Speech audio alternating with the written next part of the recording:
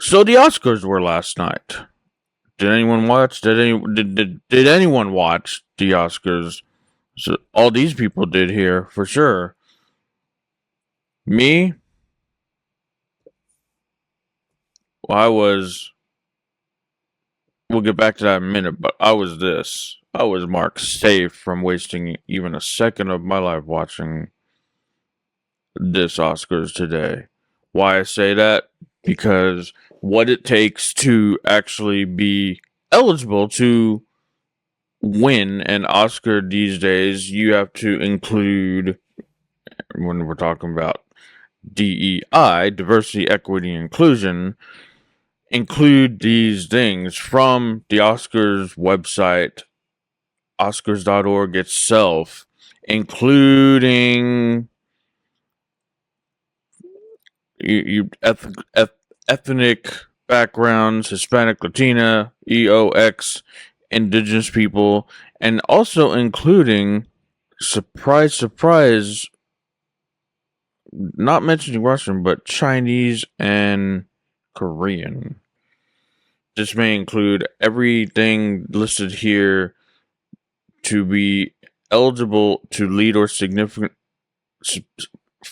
for a significant supporting actor from underrepresented racial and ethnic groups. Chinese, Korean. But you wouldn't want to include them anywhere else, wouldn't you? But anyway, we move on to... so yeah, I was marked safe from wasting even a second of my life watching the Oscars today. At least this Oscars. And with that being said, there were some great moments that happened. Yeah, this is me after the fact combing through all the highlights that happened. But before we get into that, the biggest notable moment of the Oscars.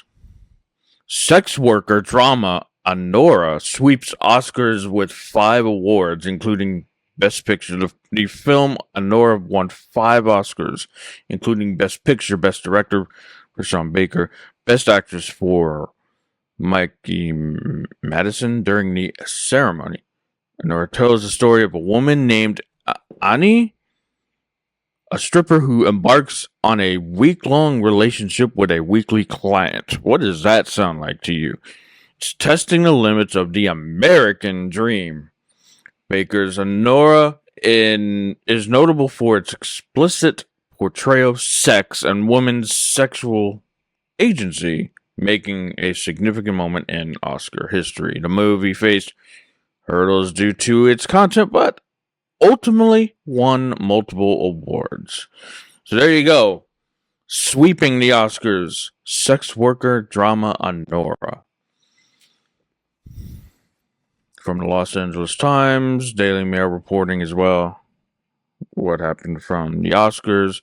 As I'm clearing my eye here, got something in my eye. Moving on. It won't be the Oscars without, yes, support of Ukraine. But we get into some cool moments, though. More of this about maybe, let's get into, like, let's just play from here. Kieran Culkin, I think the brother of Macaulay Culkin from Home Alone and everything, just gave an incredible pro-family speech on stage in front of the satanic Hollywood at the Oscars. More of this. Let's listen in.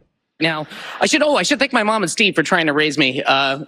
You're really good people. You gave it your best shot. I love you, Mom. I love you, Jazz. This is, I have to thank my wife, Jazz, for absolutely everything, for giving me my favorite people in the world. Please don't play the music because I want to tell a really quick story about Jazz. About a year ago, I was on a stage like this and I very stupidly publicly said that I want a 3rd kid from her because she said if I won the award, she would give me the kid. It turns out she said that because she didn't think I was going to win. But and people came up to her and were like, really annoying her. I think it got to her. But anyway, after the show, we're walking through a parking lot. She's holding the Emmy. We're trying to find our car. Emily, you were there, so you're a witness. And she goes, "Oh, God, I did say that. I guess I owe you a 3rd kid." And I turned to her and I said, "Really, I want 4." So cool moment there, and then another kind of funny moment actually. Adam Sandler did this. It seemed planned to me. He was mic'd up and everything, but still funny. Let's listen in. Go there. What's up, my brother?